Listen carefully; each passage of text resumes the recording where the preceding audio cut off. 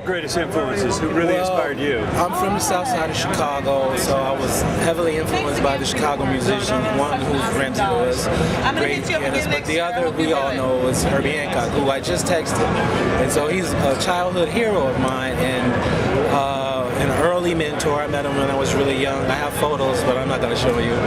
And it's just a trip to be mentored by such great artists, even on record, but I was actually able to meet him and become friends with him, and so he's one of my earliest influences. Besides other people who was also from Chicago, Quincy Jones.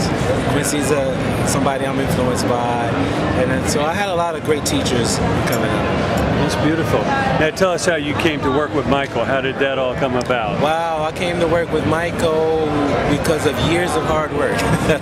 He heard about you? No, how it happened was I'm from the south side of Chicago, as I said earlier, and they're from Gary, and I was a fan of Michael forever. And as I worked my way through the business, I was a musical director for a lot of artists that you know. I played with Whitney, Madonna's music director for 9 years, a lot of people. So as my reputation grew from work and what I do, I was able to work with Michael in 2001 at the 30th anniversary concert at the Garden, right before 9/11 happened and all of that. And so we struck up a friendship then, and you know, I did some records, some things that played on some records that did make some of his records, and saw him in different events. And so when it was going out for This Is It, he wanted to have a musical director, and my name was on the short list, which was great. And you know, I didn't really want to be another musical director for another pop star. I've done it for my whole career, but it's Michael Jackson. You have to take that call, and I took the call, took the meeting. We came together, just hit it off immediately. I had a keyboard in the room during my interview, and I played as we talked. I told him what I wanted, he told me what he wanted. And when I got home a half hour later, I got a call and said, you know, Michael said, will you do this with me? And I said yes. So that's how that happened. Wow.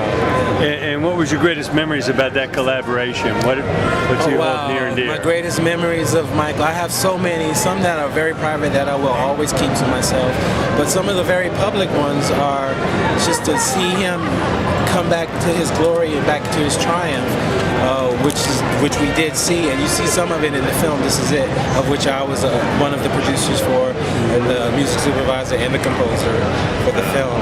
But one of my greatest memories is just of me and MJ just talking about music, just talking about life, having lunch together. I was with him on 20 hours a day, almost every day.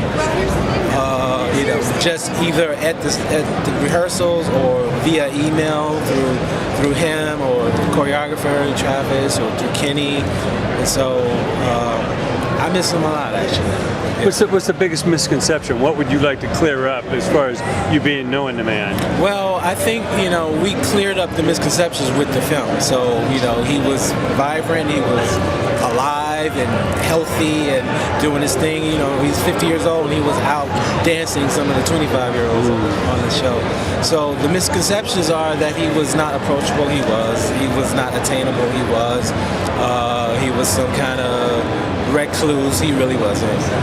He was quite sociable. He was really a great guy to talk to, very well read. A lot of people don't know how smart he really was. He read a lot of books, knew a lot about a lot of things, a lot of separate, different subjects.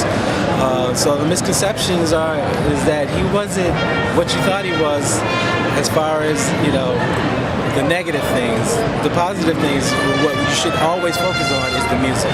And that's what we have, that's his legacy, and that's what it should have been about all the time, and that's what it is. Great.